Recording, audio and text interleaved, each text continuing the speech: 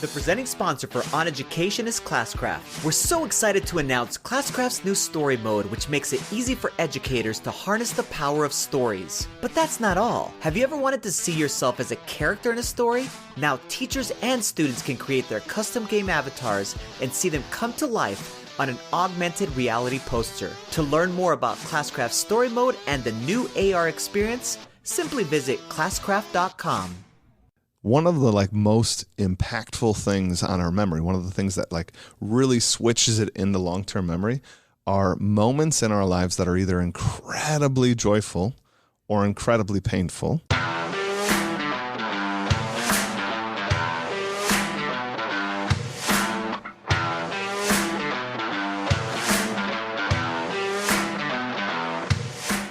All right, everyone, we are here with our friend, actually probably one of our most favorite people who's never been on the podcast yet. Mike Matera is with us. He is here, baby. I'm excited to be here. I'll tell you, I've been thinking about this the last couple of days since we were in Wisconsin together, and that's it. You have a room full of board games. I do. When people think about you and they think with the book and when you talk and stuff like that, and it's like that with all of us where they wonder how much we embody the things we actually do.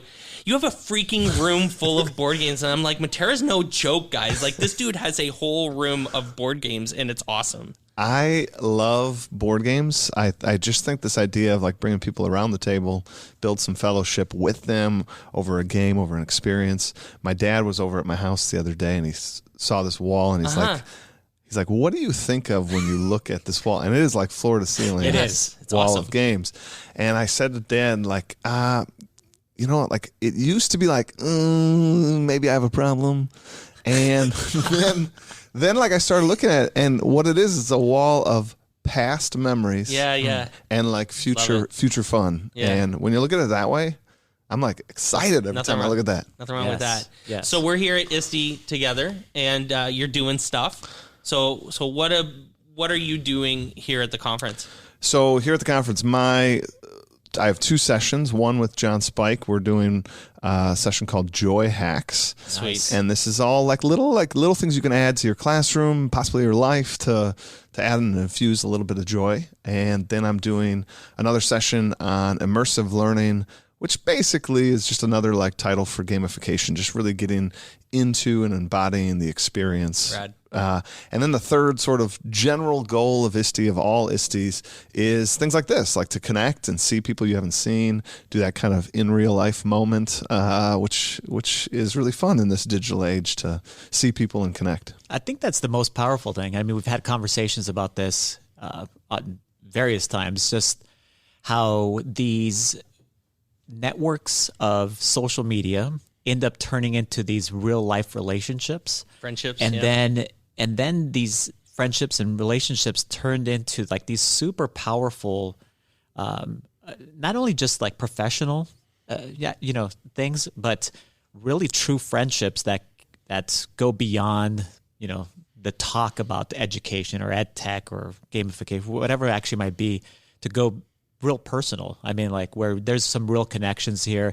And that's the reason why I think that it's super important to encourage people to kind of reach out and take the risk of putting themselves out on, for example, Twitter or any kind of their social media, and really start making those connections. And then when you come to these conferences, to just come up to Michael, for example, in front of me, who you're super receptive to people coming to you. Love and it. Then shaking hands and then meeting people face to face and then having those conversations about, again, a variety of different topics.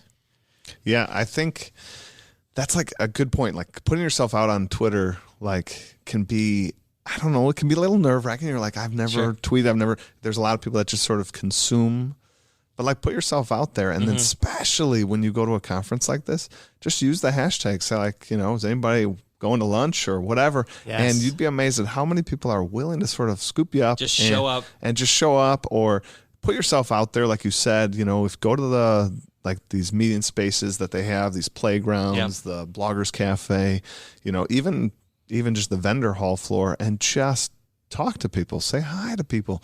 And everyone, right? We're all a bunch of teachers. We're all a bunch of educators. Yes. Everyone is so nice. It's like, it is a great space. I was walking with my friend Jameson. We were walking from one place to another. It was fairly late last night. It was like 11:30, maybe 12 o'clock. And we knew we were kind of lost. But we were walking in a place, and there was some couple women walking the other way. And you could just tell, like, what's great about everyone being here together is that you know that there's like literally 20,000 teachers in Philadelphia, in downtown Philadelphia right now. So on summer break. Right. Yes. Yeah. Yes.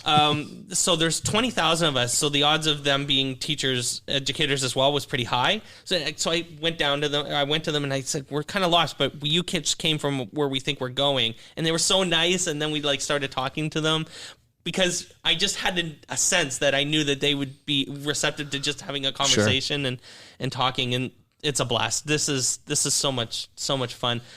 I wanted to ask you a question. You brought up joy. So you're talking about joy with John, who's also very joyful. Yeah, great guy. I think that I've been framing and talking a lot about games-based learning and gamification from the perspective of fun a lot. And the idea that games, like the reason why we do it is because we need to find ways to make learning fun.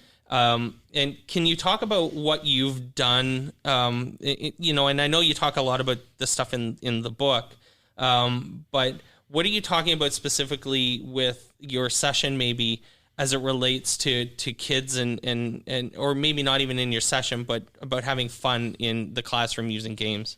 Wow. So yeah, like I love games. I mean, wow, you like teed up a huge Softball. Go. Yeah. Like, well, I mean, like one, I totally agree. You know, having fun in class and our life is important. On my YouTube channel, I framed it as finding joy in the journey. That's I guess why I use the word joy. And I think it's a little different than fun. I mean, to me, like joy strikes at the heart. Joy gets I like that word too. deep in there, right? Fun can be temporal. It can be right here in this moment. Yeah. And that's good. Yeah. But like joy is Totally like, different. Yeah, totally different. Love Like it. resonates with you well beyond like that moment that you just had.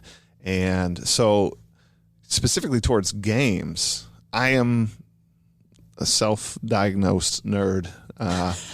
And I gotta say, like, the thing I love about games is they resonate well beyond, because you have that moment at the table, right? So we have the fun at the table when we're talking about it, or in the classroom, you know, when we do that review game or that simulation, whatever you did, like that moment was fun. But where it produces the joy, where it goes well beyond, is the one, it can like resonate in the mind, like you're thinking through it. They're like, oh, if I would have bought that thing, or if I wouldn't have traded that for that price, I think I would have had it, right? And you almost want to like reload it right there. You're almost like, let's call everybody back. Like, come on, like do over, guys. And then the other thing is, I think it changes that relationship. At my school, I host kind of a game night for teachers. Yeah.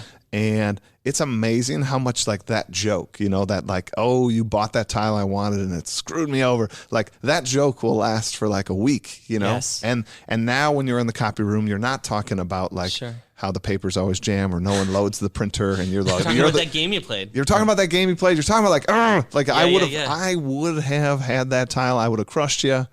We're still talking about, like, we're even just, it came up last week about when we took over like half a bar at FETC last year and played board games. Oh, I wish I was there. In the restaurant with Steve, and like we're still talking about it. It came up just last week where it's like Andrew and Stephanie just absolutely crushed everyone at this one game. What was it called? Well, Splendor? It's your game. Splendor. I watched your video. I never had heard of Splendor, and I watched you and your daughter on your YouTube channel explain the game, and I'm like, this game. It's so fun. I love Splendor. Everybody should check it out. Buy it. It's good. Yeah. But I was thinking too, like, man, like hearing you talk about this like past moment, right? A year ago. I mean, that's just what I'm talking about. Joy, like it just resonates in you, and you like you have it, and you kind of want to do it again. Yeah, right. We're gonna do it tonight, hopefully. And I think too, when you look at some of the like research on happiness, you know, and memory, when we talk about like brain-based learning and all this other stuff. One of the like most impactful things on our memory, one of the things that like really switches it into long-term memory, are moments in our lives that are either incredibly joyful or incredibly painful. Yes. And like you as the teacher, you as the conductor of your class, you get to make that choice. Like, we want to commit things to their long-term memory, and you have that choice of incredibly painful, or we could design things that are incredibly 100%. like powerful and joyful. So like, seems like an easy choice to me. That's a great point. My goodness. We're gonna I'm have cutting that. Awesome. We're gonna have Mike on for a full episode of On Education soon, hopefully. Mike Matera, thanks so much, buddy. Yeah, no problem. Thanks for having me. Thanks for listening to On Education. My name is Mike Washburn. My co-host is Glen Irvin. Want to get in touch with us? Check out our website at oneducationpodcast.com. You can tweet us at oneducationpod. Glen is at Irv Spanish on Twitter. I can be found on Twitter at Mr. Washburn. You can find us on Facebook by visiting facebook.com/oneducationpod. We're also on Instagram at oneducationpod. If you're enjoying the show and think others would too, we'd be thrilled if you shared it with them. Please leave us a rating or review in Apple Podcasts or on the Google Play Store. When you leave a rating, it gives our rankings a boost. This helps others discover the show. We want to thank our presenting sponsor, Classcraft, for supporting us. Check out classcraft.com/oneducation to learn more about them. Thanks as always for listening. Stay awesome. See you soon.